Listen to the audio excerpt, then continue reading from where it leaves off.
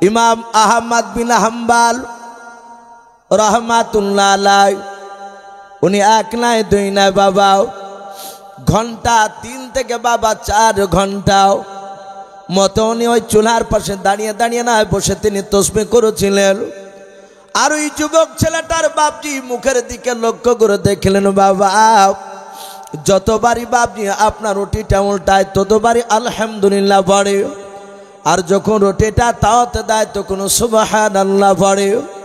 বৃদ্ধ লোকটা এই যুবকটার বাপজি আমল দেখে আর থাকতে পারলো না, ডাক দিয়ে বলেছিল বাবা আমি ঘন্টা 4 থেকে আমি তোমাকে লক্ষ্য করে দেখলাম, তুমি গুনগুন করে তুমি আল্লাহর জিকির করেছো, তাসবিহ পাঠ করেছো। ওরে বাবা আমার মনে হয় তোমার আব্বা মা ইমানদার ছিল, আল্লাহওয়ালা ছিল।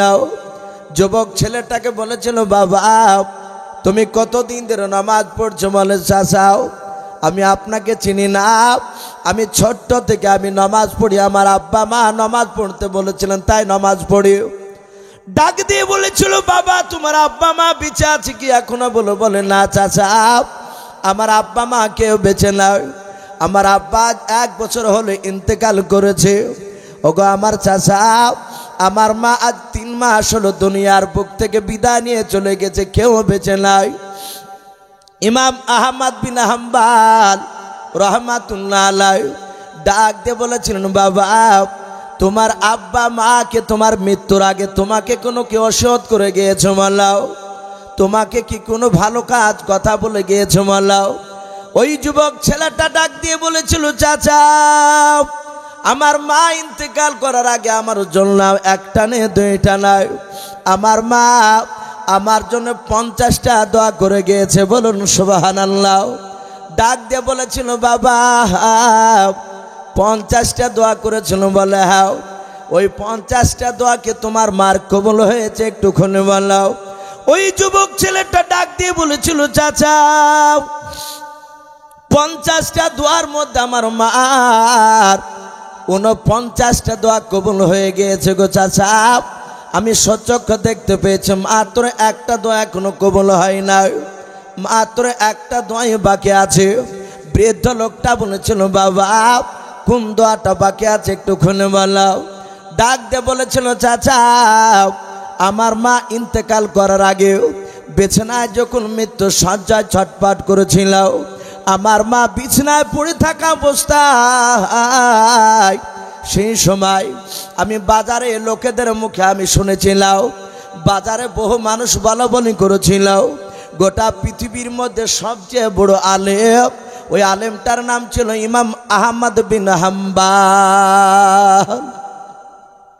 ওগো চাচা লোকেরা সবাই বলাবলি করেছিল গোটা পৃথিবী বিখ্যাত আলেম, ওই আলেমটার কথা শুনে আমি আমার মার সামনে বলেছিলাম, এখানে অনেক বাপজি ভাই রয়েছে, গোটা পৃথিবী বিখ্যাত যিনি এখন একজন আলেম মুফতি সাহেব, আমরা হয়তো অনেকে বাপজি জানি না, প্রায় উলামারা বাপজি জানে। সে আলেমটার নাম বলা হয়েছে তাকি উসমানী সাহেব দাজিলুল আলী, পাকিস্তানের বিখ্যাত মুফতি সাহেব। এত বড় পণ্ডিত আলেম, প্রায় বাপজি মাদ্রাসায় যারা বড় বড় পণ্ডিত আলেম তারা ওনার কথা বাপজি আলোচনা করে। তো ওই যুবকটা বলেছিল ওগো চাচা আমিও বাজার করতে গিয়ে দেখলাম মানুষেরা বলাবলি করছিল যে সবচেয়ে বড় একজন বিখ্যাত আলেম এই জামানার, তিনার নাম হচ্ছে ইমাম আহমদ বিন হাম্বল। ওই লোকটার সাথে আমি দেখা করেছি, কেউ কেউ বলছে।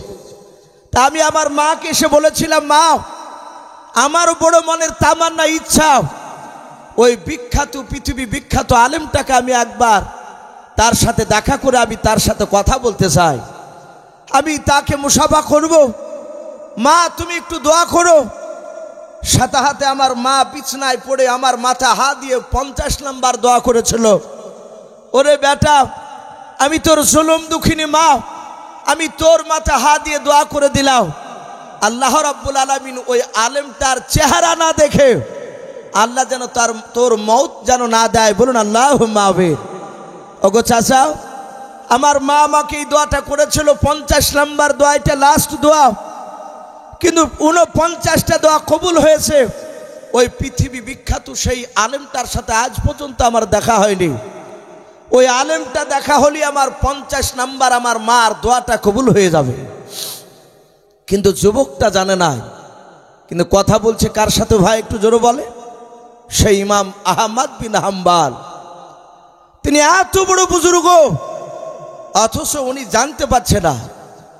আর আজ আমরা বাপজি একটু কিছু হয়ে গেলে বিরাট ব্যাপার। তার পোশাক আশাক, তার রাস্তা দিয়ে গেলে বলবে একা হাঁটা যাবে না, 15-16 জন আমাকে সাথে নিয়ে যেতে হবে।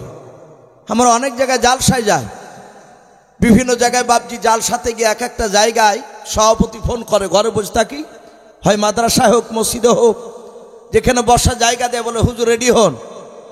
বলে রেডি মানে? বলে রেডি হন, লোক পাঠাছি। তো অনেকে বলে হুজুর আপনার ব্যক্তিগত কিছু লোক নাই?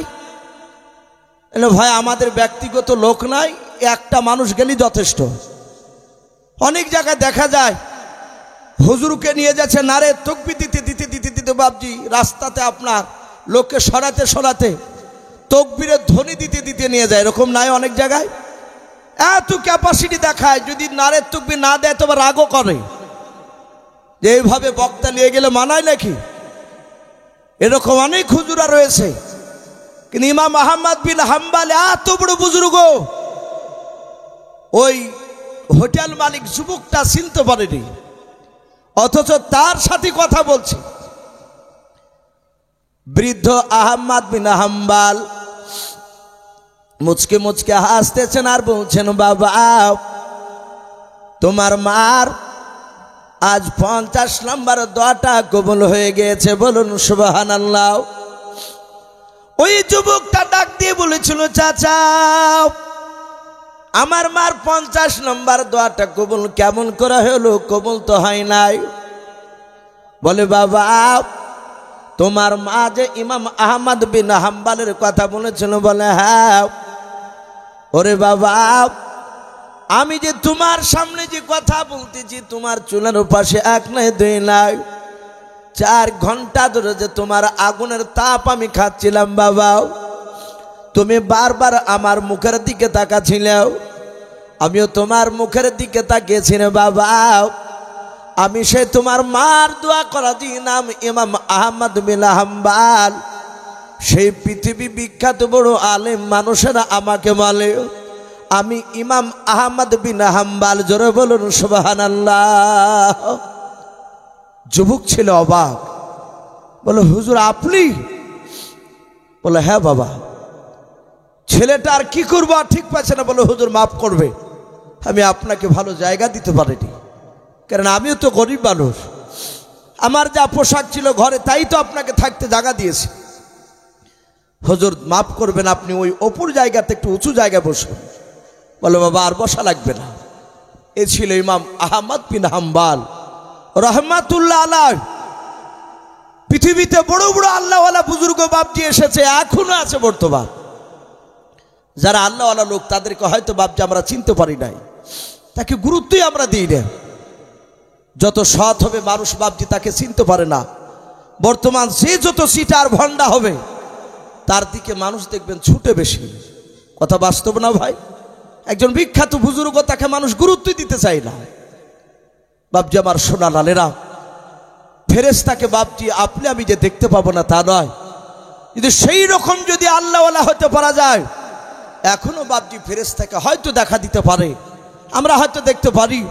সাহাবায়ে কেরামরা বলেন আমরা সেদিন জিবরিলকে দেখতে পেলাম না, কোনো সাহাবায়ে কেরাম, কিন্তু রাসূলুল্লাহ বাপজি কথা বলছিলেন। সাহাবারা বলেন দেখলাম বিশ্বনবী কথা বললে। আমার বিশ্বনবী প্রথমকার আসমানের দিকে তাকালে, কেতাবে এসেছে বাপজি প্রথমে আসমানে দাঁড়িয়ে হযরত সম্রাট জিবরিল আলাইহিস সালাম আল্লাহ রাসূলের সাথে বাপজি কথা বলছিলেন। হাদিস শরীফে বাপজি পাওয়া যায়, বুখারী শরীফে বাপজি বাদুল ওহী বলে একটা অধ্যায়, যে আমার বিশ্বনবীর কাছে জিবরিল আলাইহিস সালাম কিভাবে ওহী নিয়ে আসতেন, এই ওহীর অধ্যায় আপনার পাওয়া যায়। বিশ্বনবী বলে আমার কাছে জিবরিল ভাই 1 নাই 2 নাই 10 রকমের কায়দায় ওহী নিয়ে আসতেন। বলুন আলহামদুলিল্লাহ। 10 রকমের কায়দায়। কোন সময় সাহাবা দাহিয়াতুল কালবির রূপ ধরে আসতেন, কোনো সাহাবা আপনার কোনো সময় মুসাফির হালাতে আসতেন, আবার কোনো সময় ঝুনঝুন করে শব্দ হতো। আমার নবী তাকে বুঝতে পারতেন যে জিবরিল আলাইহিস সালাম ওহী নিয়ে আসতে। কোন সময় আসমান থেকে ডাক দিতেন। সেই দিন জিবরিল আলাইহিস সালাম প্রথম আসমান থেকে আমার বিশ্ব নবীকে ডাকছে, সালাম দিলেন, আসসালামু আলাইকা রাসূলুল্লাহ। আমার বিশ্ব নবী জনাবে মুহাম্মদ রাসূলুল্লাহ সাল্লাল্লাহু তাআলা আলাইহি ওয়াসাল্লাম। আমার নবী আসমানের দিকে তাকিয়ে জিবরিল আলাইহিস সালামকে লক্ষ্য করে ডাক দিয়ে বলেন, জিবরিল ভাই, তুমি প্রথম আসমান থেকে কেন আমাকে সালাম দিয়ে ডাক দিয়েছো বলো? জিবরিল আলাইহিস সালাম ডাক দিয়ে বলেন, নবী গাও, আল্লাহ আপনার কাছে আমাকে পাঠিয়েছে। বলে কেন পাঠিয়েছে? বলে নবী সেটাই আপনাকে দেখানোর জন্য এসেছে রাসূল। ওগো নবী, আপনি আমার ডান হাতখানা দেখতে পাচ্ছেন? বলে হ্যাঁ দেখতে পাচ্ছি। আল্লাহর নবীকে ডাক দিয়ে জিবরিল আমিন বলেন, হুজুর আপনি আমার ডান হাতের দিকে তাকান, কি দেখতে পাচ্ছেন বলার? আমার দরদি নবী মায়ের নবী জনাবে মুহাম্মদ রাসূলুল্লাহ সাল্লাল্লাহু তাআলা আলাইহি ওয়াসাল্লাম নবী আমার ডাক দিয়ে বলেন, জিবরিল ভাই, তোমার ডান হাতে আমি দেখতে পাচ্ছি কয়েকটা ঘরের দরজার ছবি দেখতে পাচ্ছি আমি। আল্লাহ রাসূলকে ডাক দিয়ে বলেন, জিবরিল নবী, আপনি কটা দরজাটা আপনি গনে গনে বললেন?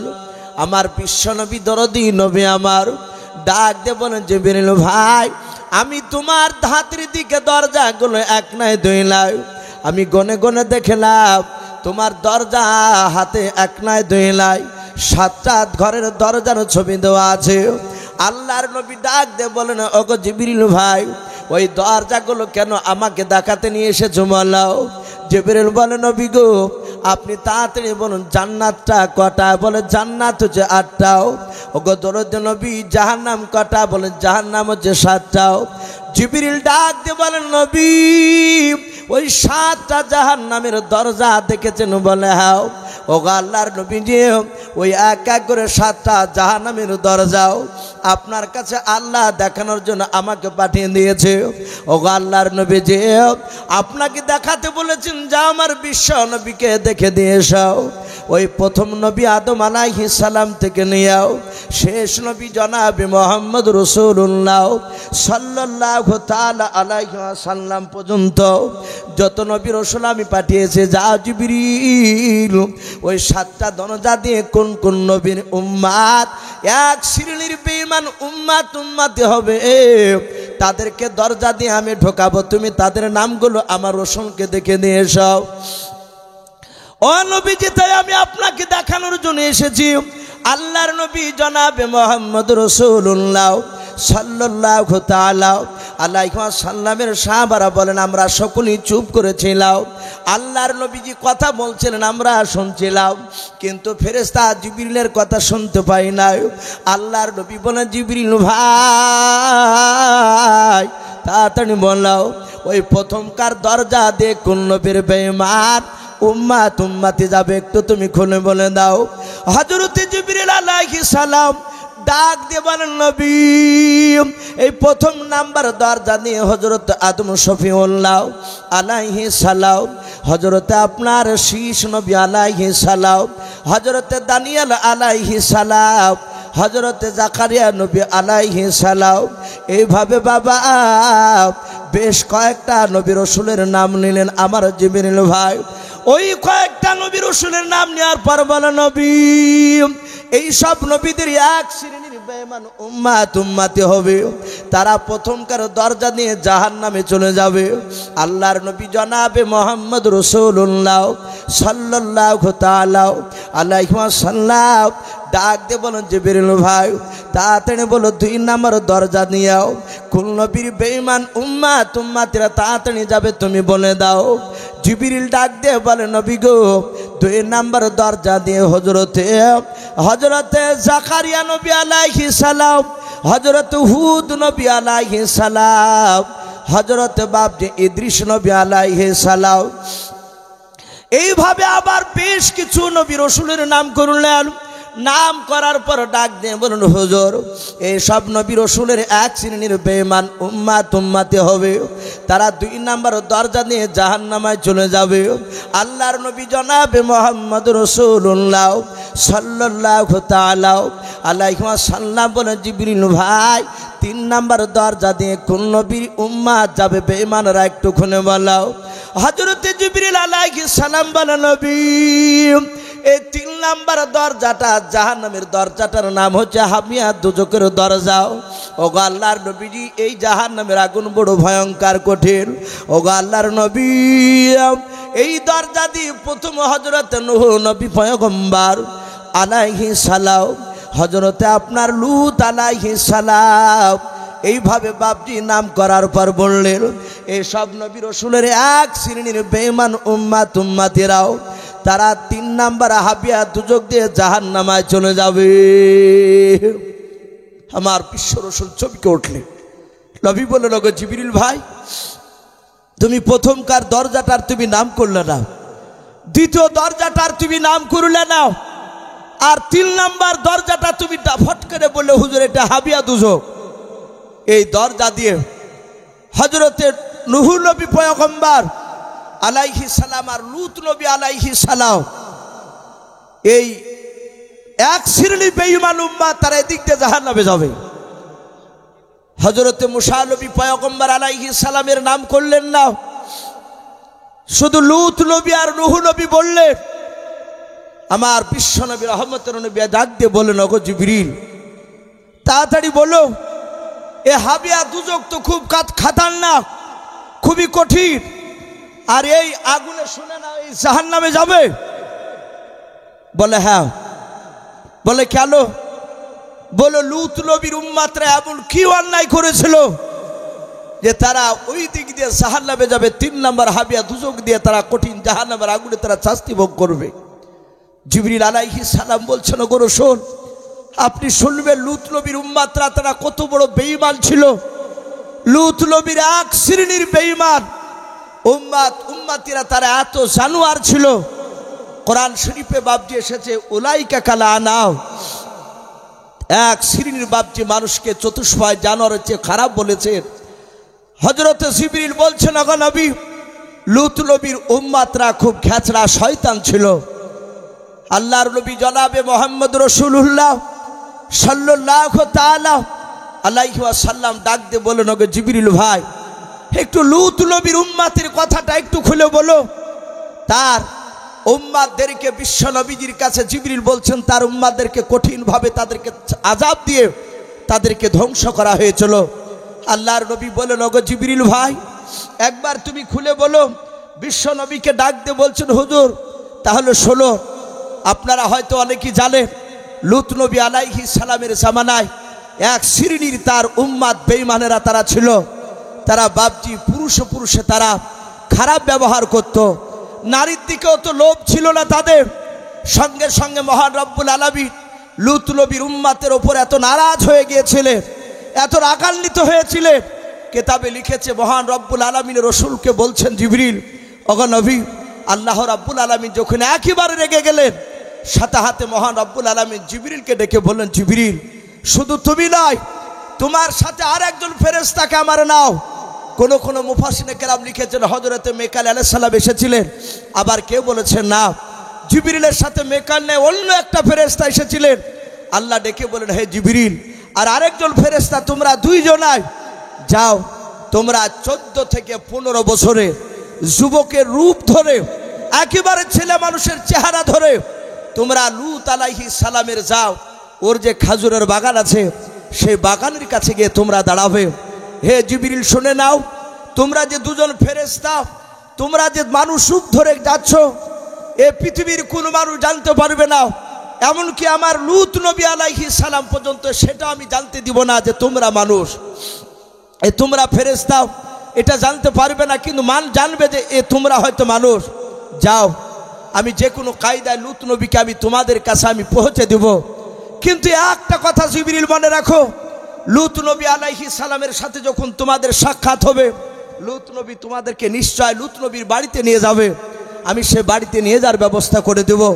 হে জিবরিল শুনে নাও, লূত নবী তোমাদের সাথে সাক্ষাৎ করার পরে তোমাদের সাথে যখন যাবে তোমাদেরকে নিয়ে ওই লূত নবীর বাড়িতে, এই বাড়িতে যেতে যেতে যেতে যেতে যদি লূত নবী তার জবান দিয়ে যদি তার দেশের উম্মাতের, লূত নবীর উম্মাতের কথা যদি খারাপ 3 বার যদি মুখ দিয়ে বের করে, তাহলে লূত নবী আলাইহিস সালামের শুনে নাও, লূত নবীর উম্মাতগুলোকে ধ্বংস করা ফরজ হয়ে যাবে।